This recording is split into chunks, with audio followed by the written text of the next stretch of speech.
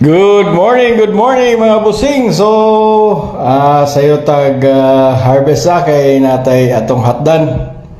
So, ato lang piliyon sa ning mga dagko-dagko parang magsunod na ning uban no.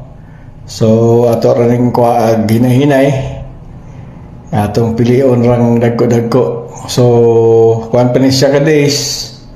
Mga 40 days no. So, pam seeds.